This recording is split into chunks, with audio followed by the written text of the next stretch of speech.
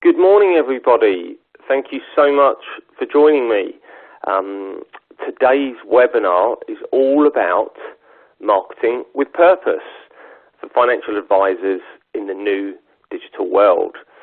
I appreciate this is a subject of increasing importance to many of you, as not only has your advice journey had to adapt and to become more digital in these times, but some of the more traditional lead generation activity like face-to-face networking and events are currently not available to you, making digital lead generation even more important than it ever was. So in the next 30 minutes, I hope to give you a fresh perspective on digital marketing, and I'm hopeful that you'll find it useful, whether you're just starting out or wanting to refine and reassess what you're currently doing, or you're already somewhat of an expert.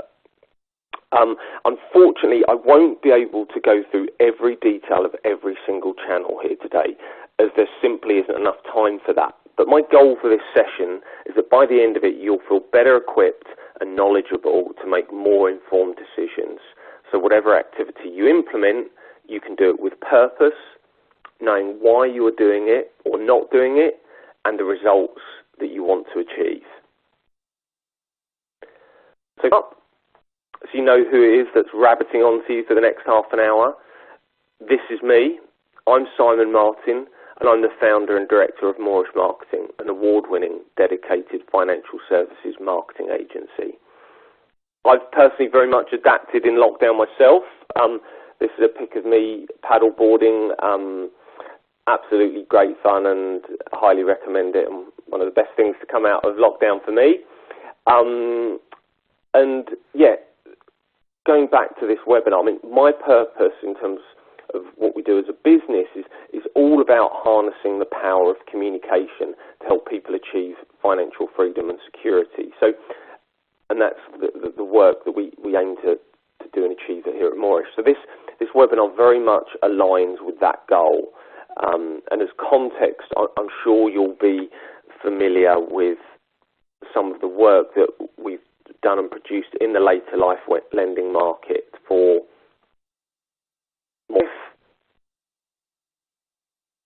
and key partnerships.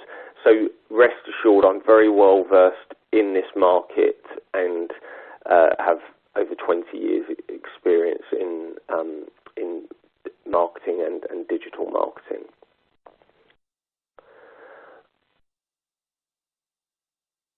So with purpose very much being the theme of this webinar, let's start by looking at the purpose of marketing and why I think it's important to your business.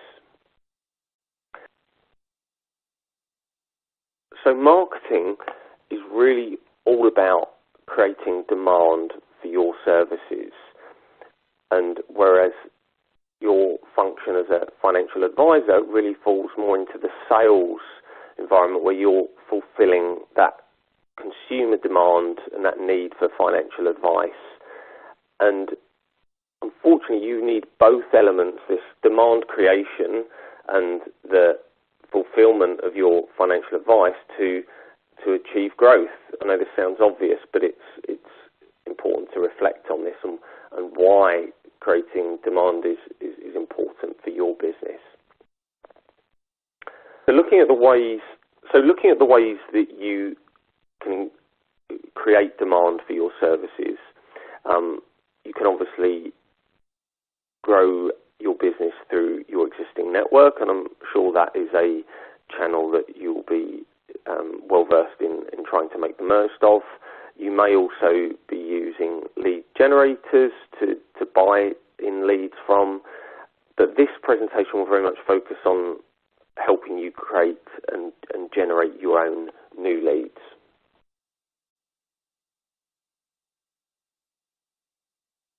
So what are the challenges that face financial advisors around their marketing that I see?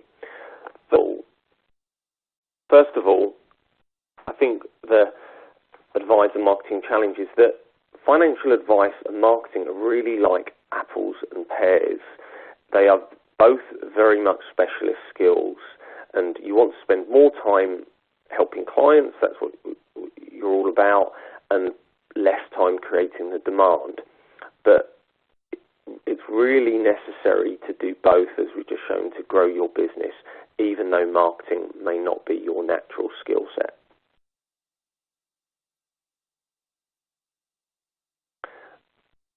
So I don't know if you also feel paralyzed by too much choice from looking at this image, and it almost instantly gives you a headache. But in many ways, I think that's what trying to navigate your way through the digital marketing world is like. There's too much choice and too many shiny objects that it's very difficult to decide what to do. Where do you start?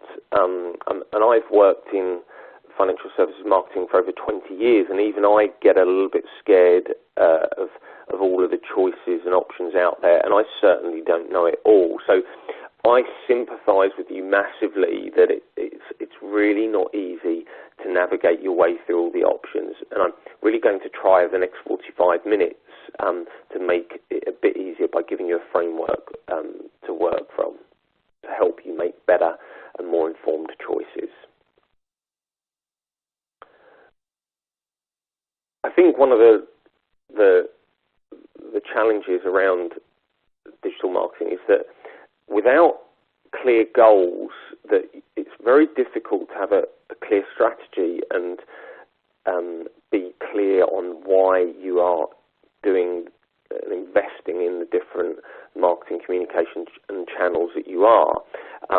So this presentation will help you identify the KPIs and the objectives that will help form the basis of a clear strategy.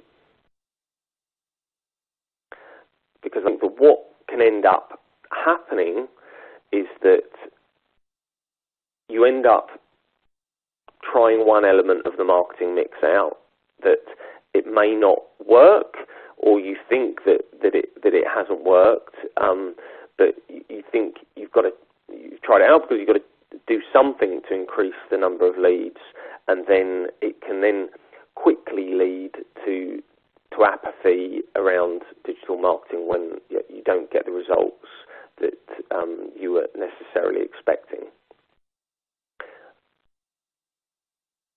And then the end result is apathy, and that as humans, if we don't understand why we're doing things, it gets too difficult, and that you end up without motivation, and really digital marketing is a journey, and you need to invest in it to be successful, and getting clear goals will help avoid hopefully this look of apathy.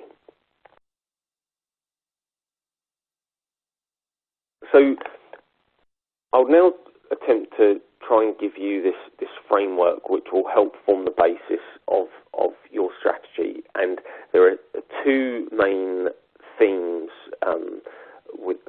within how I can help you do this. So the two themes are marketing on your purpose, so being clear on what your purpose as a business is and making sure you communicate that to the outside world. And then secondly, marketing with purpose, with clear goals in mind. So let me talk about the first of these, so marketing on your purpose.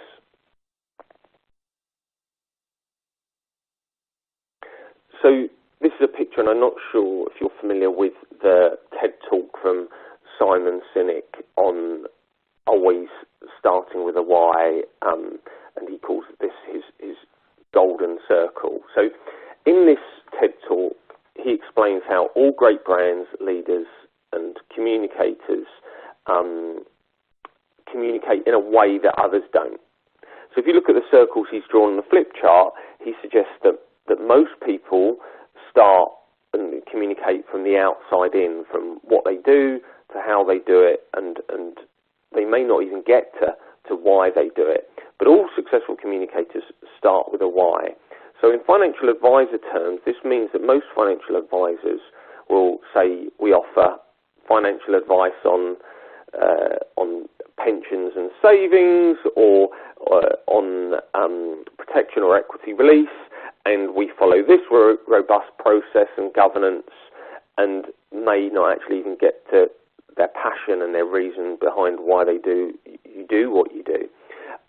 So I believe you should always start with a why, and whether that's helping people achieve financial freedom and security, or help people see financial health as an important enabler in their life, or help people achieve their financial potential or happier retirements, whatever that may be, I think it's really important that comes across, because as he says here, people don't buy what you do, they buy why you do it. And please don't discount the importance of getting this across, and getting across this motivation behind why you do what you do, because it may seem obvious to you, but if someone else feels you're passionate about helping them, they're much more likely to work with you. And I think this why your purpose is increasingly important, is that communication channels are becoming more remote, and the authenticity of your purpose is therefore becoming more important in these post-COVID times. I think people want to work with companies and brands and people they believe in, that they believe want to do the right things and they share similar values with. And I think that many financial advisors can tend to make themselves feel more formal or official, or talk about potentially their qualifications and why they're able to deliver their advice process. But I think that many clients are more interested in making a connection with the person, and they will assume that you're an expert in this field and that you have all the necessary qualifications, but that they will want to feel that they can work with this person and that they're invested in helping achieve their goals. And really this needs to come through all of the touch points with which you experience your service. So here is a map of some of these touch points that really you should be, your purpose should drive each of these. So I think that your values should be aligned with your wider purpose, which should then inform your internal culture and the type of people that you employ. It should also inform, obviously, the services that you offer, how your brand looks, the kind of messaging and content you put out there through your different channels, your website, your emails, how you talk on the phone, and the passion you get across through your advice process, and also, really importantly, that your follow-up and client review process, so that they feel that you're invested in their lives and that you will keep in touch and see how they're getting on and see if any of their needs have changed over time. So now moving on to marketing with purpose, and once you've clearly established your purpose, now let's look at creating a goal-driven marketing plan.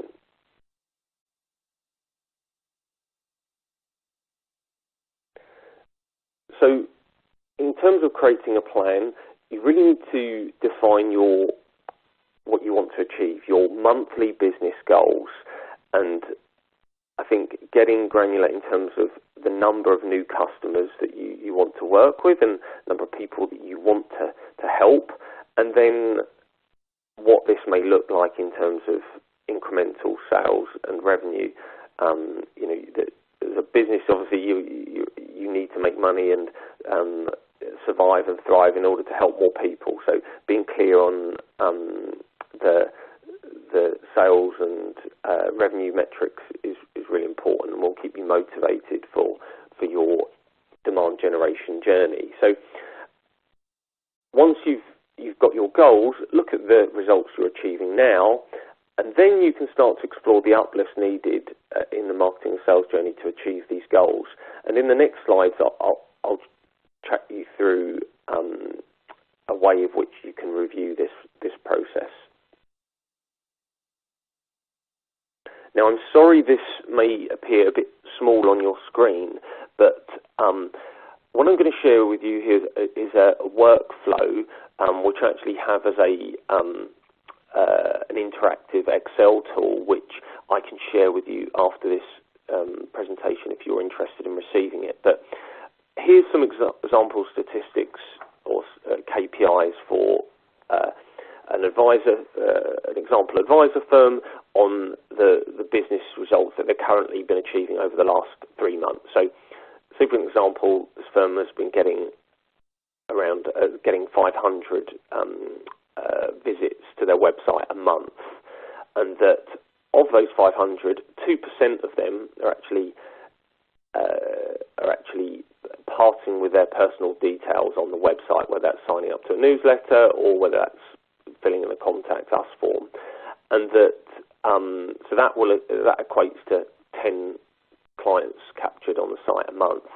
Actually, from looking at those, they decide that actually 50% of those might be spam or people trying to sell to them or whatever that may be, or aren't real leads, and that 50% of those 10 are qualified leads that they can follow up with.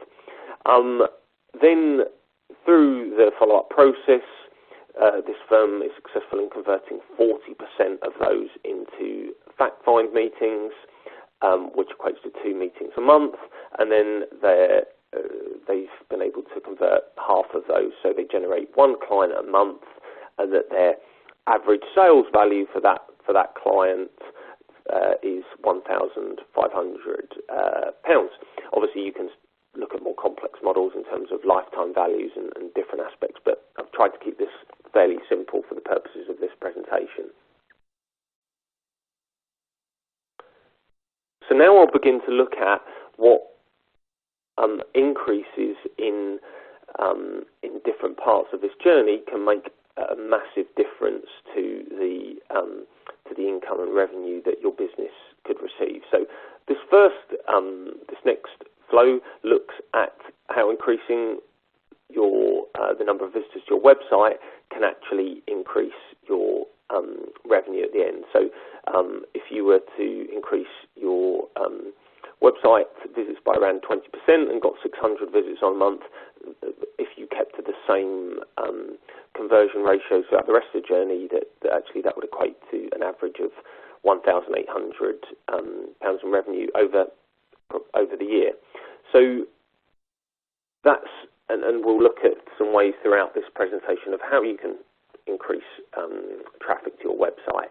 But actually, this is probably what most people think what demand generation is all about: getting hits on your website. And really, everyone who is considering your service, even when they've been referred to you, will go on your website and review what you do and see who you are before actually getting in contact. So, so increasing traffic to the website is really important, but it is only one step of the journey. And as we'll look through here, there's other really strong influencing factors that can influence your monthly revenue. So moving beyond increasing web traffic,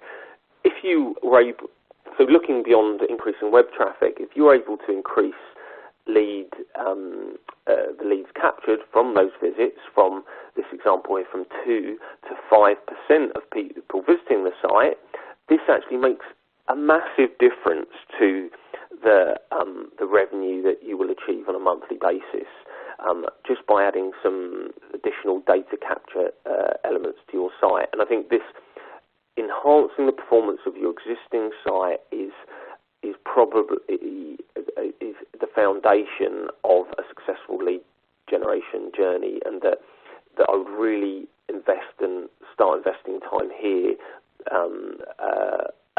to make sure that the people arriving on your site, that you stand the best chance of converting. Then in this next slide, it looks at increasing the lead quality. So if through your lead generation and engagement journey that you actually generate through better targeting perhaps, but better quality leads, so rather than 50% of them being quality leads, 70% aren't, again, that makes a further positive impression on your monthly sales.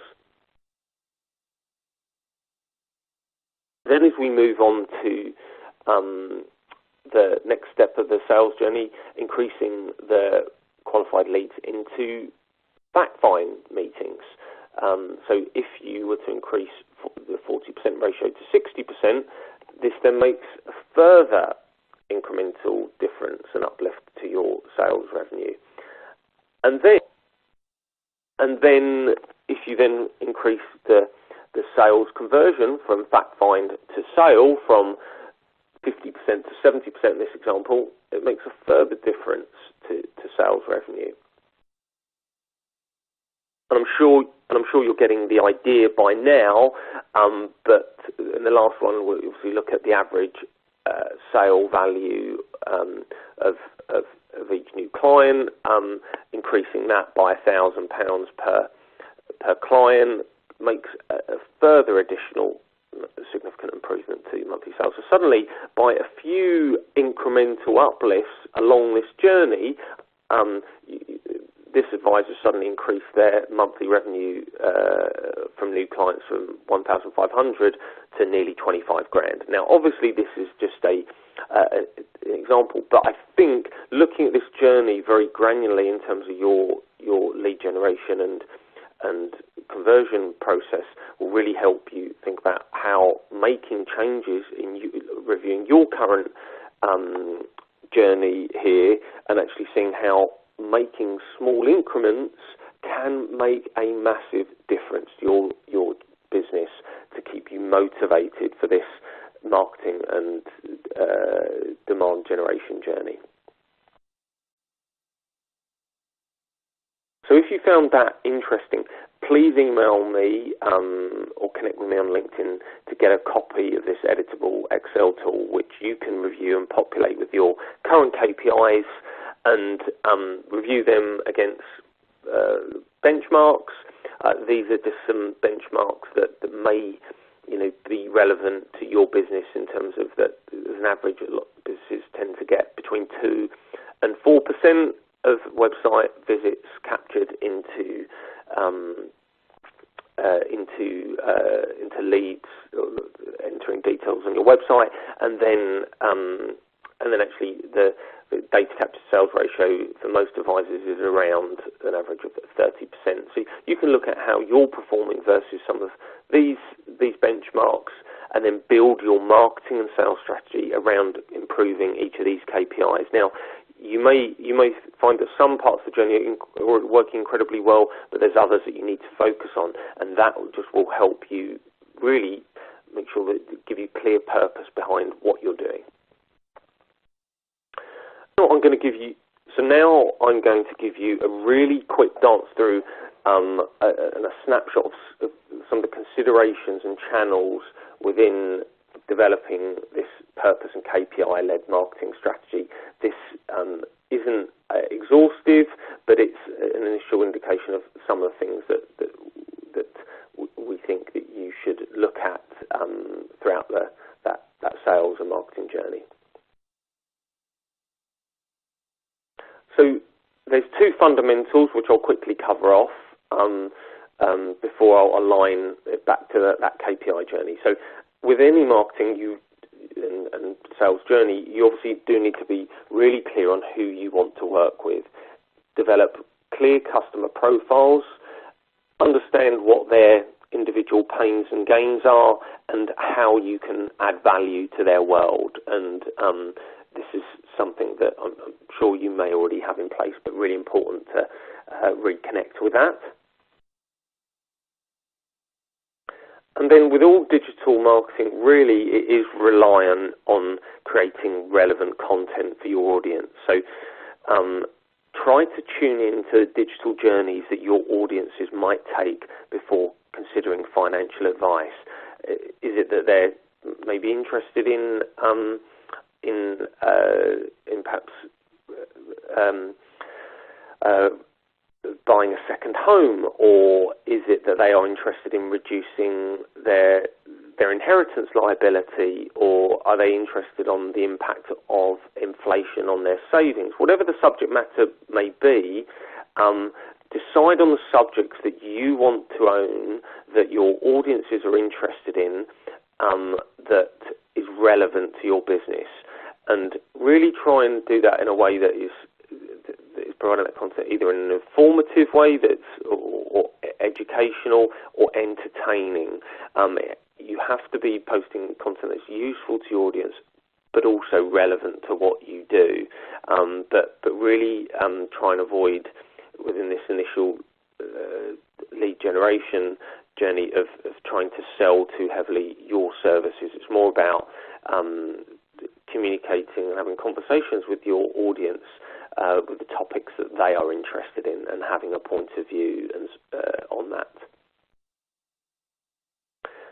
Then moving on to the first sort of funnel of the KPI flow is, how do you use different marketing channels to drive traffic to your website? And these the core channels: search, either from organic and advertising, from social media through organic posting and advertising again, and from email marketing. And I'll quickly run through each of these. So search. So really important. If you don't get the basics right in your website, your business is going to be invisible to the outside world. So this applies from a technical SEO perspective, so that the tagging is right is relevant on your site, that the site doesn't take too long to upload, which will be received positively by Google, and there's often easy ways to fix any technical issues on your site. And there's free audits available. Here's an example from SEMrush, which you could use. But you know, this putting your website through a technical SEO audit will highlight any issues of concern that will stop your website appearing on search. Then, in terms of content, that's the other really important element in terms of getting your site ranking on Google, and Yoast is a really good platform with which to review your content and how your site, what search terms it will appear in, and how that even compares to your competitors. So two really useful tools in looking at that. Just to sort of clarify what we mean by SEO and search engine optimization and Google advertising. So in the red outline here are actually all Google ads. As you can see, it says ads within them, and that these advisor firms that are advertising within this search term for equity release financial advisor in Surrey are advertising to appear on this search. And that's something that you could do for your business. And then below that is actually those that are appearing there because their content is relevant. So both of these elements are relevant for your business. It takes more work over time to build up the SEO values of your site, but obviously there's no ongoing cost to advertise if you're able to do that. But advertising is a way to immediately get visits on your site for key search terms and see how cost effective they are at working through that sales journey. Then moving on to social. So I would recommend focusing on one or two social channels, and I think that I think for financial advisor firms, Facebook is really the obvious choice because of the way you can really effectively target your audience, and that if you deal with a particular job sector or company directors, or you want to connect with partners, other sort of business partners in your network, LinkedIn is also a really effective tool. Whichever social channels you choose, obviously you do need to set up business profiles, connect with all your clients and network. Really importantly, and this often gets forgotten, engaging with your Network's posts. This can be particularly important with other business partners. So if, for example, that you work with estate agents to generate leads, you can help their business and help awareness of each other by liking and commenting on each other's posts. So you're sharing the exposure to each other's clients. I think then you obviously need to publish your own content, your posts with your own content, or potentially curatorial content, which is looking at other relevant content that you share on your social channels, and creating GIFs, videos, images. Let's not forget, social is a very visual channel, so trying to keep your communication methods varied so they do engage your audiences. Then looking at optimum social posting, so do review and monitor your content relevancy and appeal, looking at how different timing, frequency and format of your posts affects their performance. So you can constantly refine it to make sure that actually more of the work that you're doing is generating more engagement, more visits to your website, and better KPIs throughout the journey.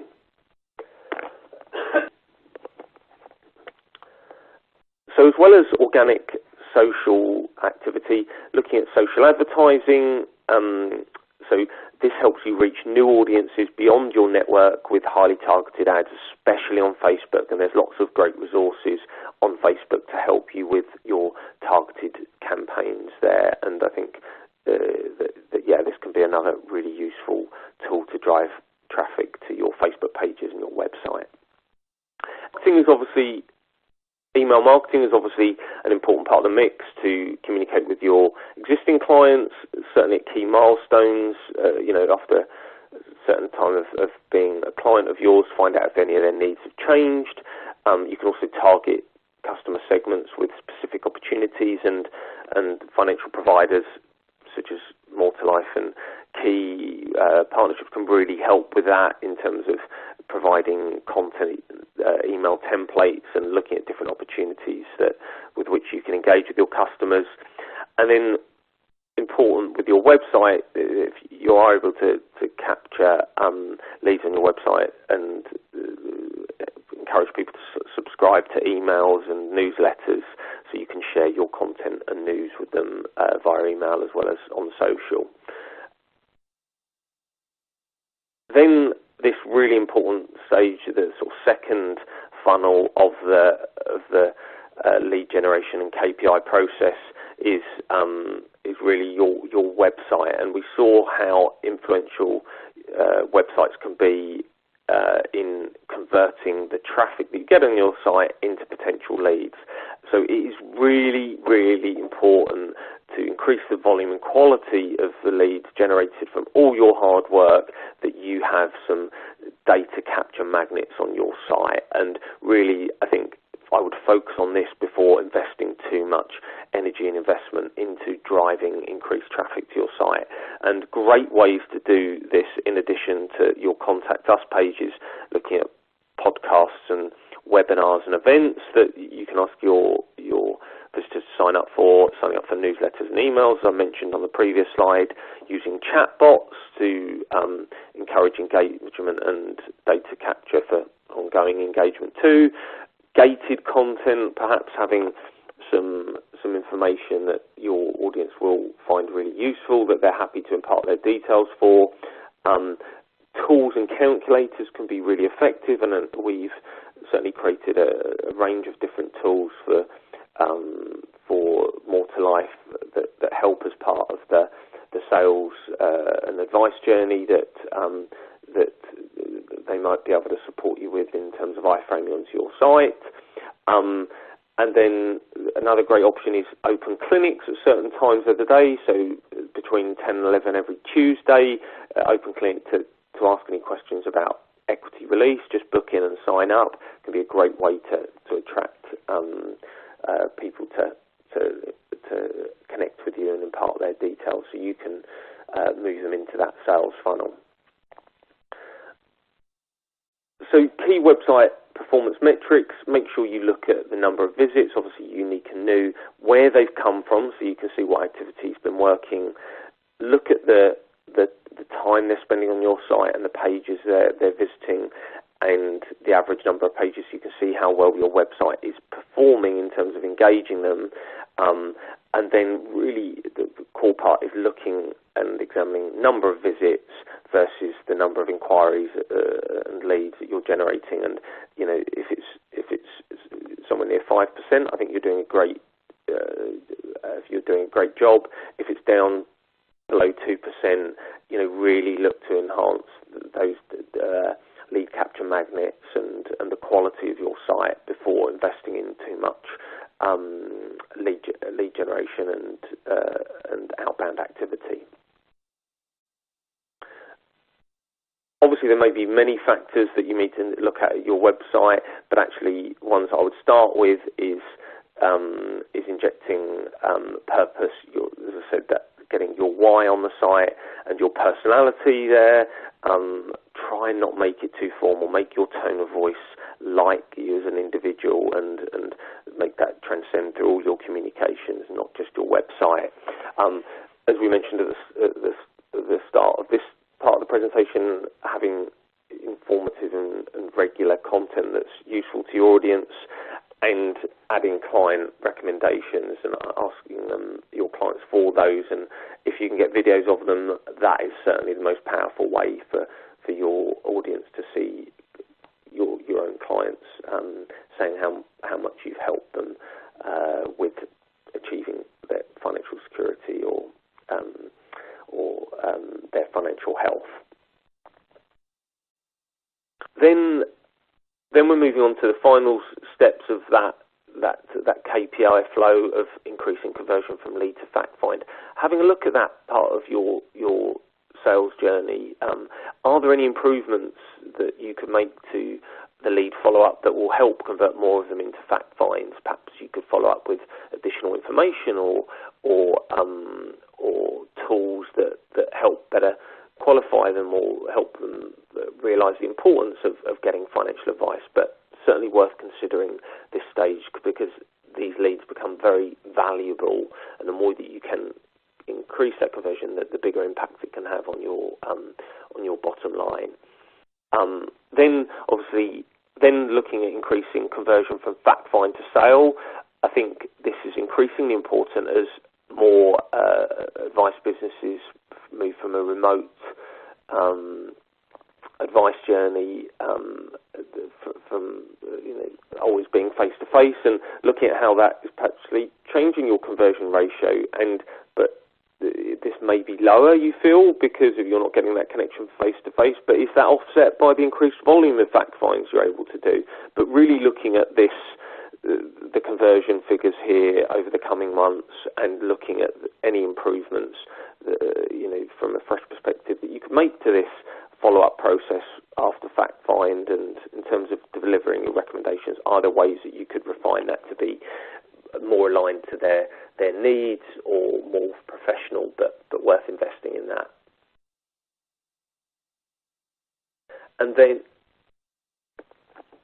then looking at post-sale advocacy, so making sure that you leave your clients feeling they've had a positive experience, keeping in touch with them via email and social platforms, and I'm sure there's something you already do, but make sure that you always ask them for recommendations and testimonials, which is really the quickest way to help you grow your business. So final slide, just to recap on the key takeaways for developing your strategy. Your purpose as a business should influence everything you do in terms of your business and your communication. So really connect with that and make that filter through your entire journey. And then, as well as marketing on your purpose, marketing with purpose. So looking at the KPIs you want to achieve, aligning marketing to your business goals, and do ask and request that KPI matrix that will help you define those and play around with those different numbers for your business. That will help you focus on the channels and activity that will have the biggest impact on your business, and where you can see that improvements are needed, then over time reviewing that performance across those metrics and refine. That is one of the best things about digital marketing, is that you can always see how it's performing, and make sure that you use tools like Google Analytics to assess that and review as you move through this journey. So thank you very much for your time.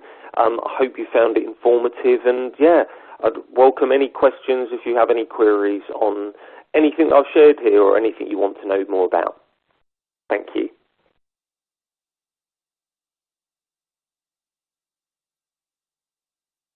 Good morning, everybody. It's Simon here. I hope you enjoyed the presentation, and really look forward to receiving your questions and doing my best to answer them now. I've already received a number of emails requesting the KPI matrix, and I will duly send that on, and notice one from Jan here in the chat as well. So do drop me an email or connect with me on LinkedIn. You'll find me Simon Martin at Moreish on LinkedIn. So connect with me either way, and I will send that matrix over to you. So do send those questions in. I think we've got one in there at the moment from Ola, who asks, for a new advisor in the market, apart from word of mouth referral, what in your opinion is the best medium to promote equity release and later life lending? I think real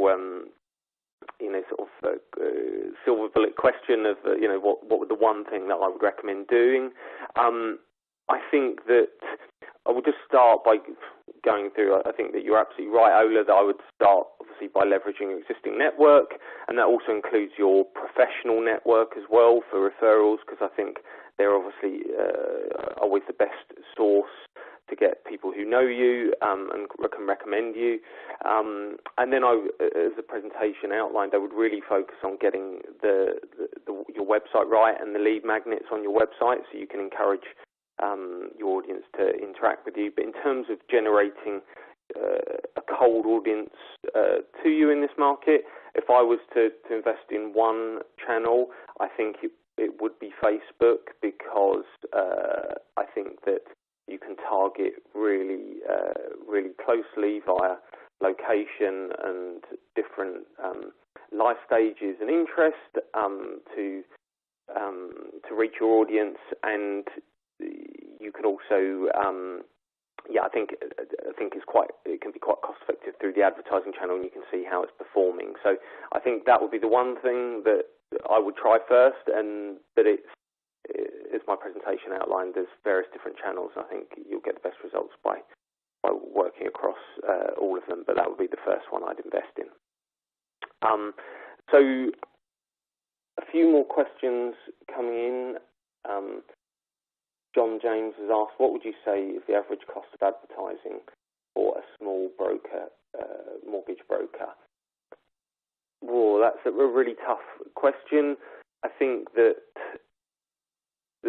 it depends on a number of factors. Obviously, if you're talking about media costs, I think that I would recommend looking at a sort of a £100 to £200 media spend to start with in a particular channel. Say, for example, if you try out Facebook advertising first, try a monthly budget with that, and obviously you need to track how it's performing and invest in the parts that are working really well. But I really wouldn't fix the budget, because obviously if you know through the KPI matrix that you're delivering incremental business from a particular channel and it's converting well, then you're obviously going to keep investing in that. So I wouldn't, if you can avoid fixing a budget, I think seeing what's working and invest appropriately. But if you're then, in terms of resourcing your marketing activity, that's quite a different thing, because obviously through all these different channels you do need some good content, and you do need to make sure that's on your website, and you've got different ways to engage and capture your client's details. So I think that if you can deliver that resource in-house, that's great, but if not, there are agencies or freelance support that could be out there to support you with that. But hopefully that helps answer the question in terms of the sort of media spend. And I think I would also recommend not trying to do too many things at once.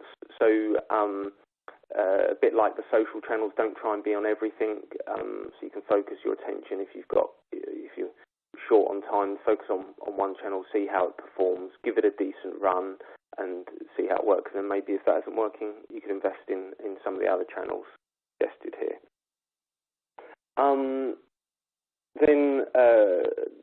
No problem, John. Then George Turner has asked, how often would you say you need to post on social media platforms? Unfortunately, well, I think that it is very regular. I mean, I think on Twitter the recommendation is to post 3 times a day. Now, I'm not necessarily recommending Twitter is the right channel for you, but necessarily for you in this space. But I think that for the likes of LinkedIn and Facebook, daily is recommended. So I think if you did it, if you posted 2 or 3 times a week, I think that would be fantastic. And I know that might be a big change to where you're at now. But obviously you can only keep posting that regularly. I wouldn't post all of the time if you've got nothing of interest to say or there's nothing that is that's adding value to your audience. So I think I'd rather post infrequently but high quality than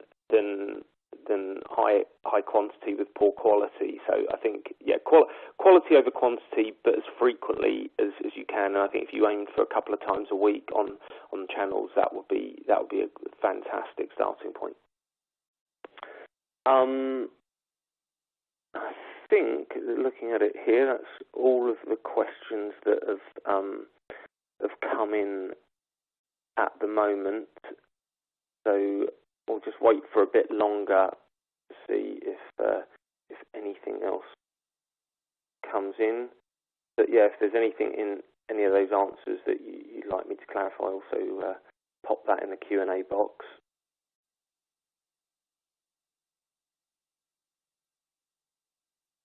But yeah, really, while we wait for another question to come in, really recommend putting your numbers, requesting that KPI matrix, putting your numbers in there. I think it will really help enlighten you on how your business is performing across the marketing sales function and really help you focus your energies on what parts of that journey that you need to invest in, and then you can test out and invest in the different channels which is going to have the most incremental benefit to your business. So rather than get lost in the bright lights of all the things that you could do out there.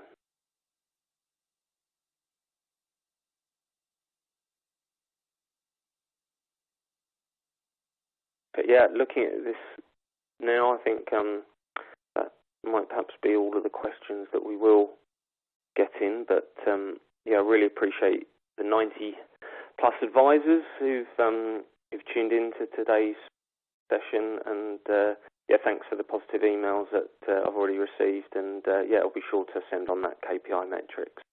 So thanks again, and yeah, best of luck. Bye-bye.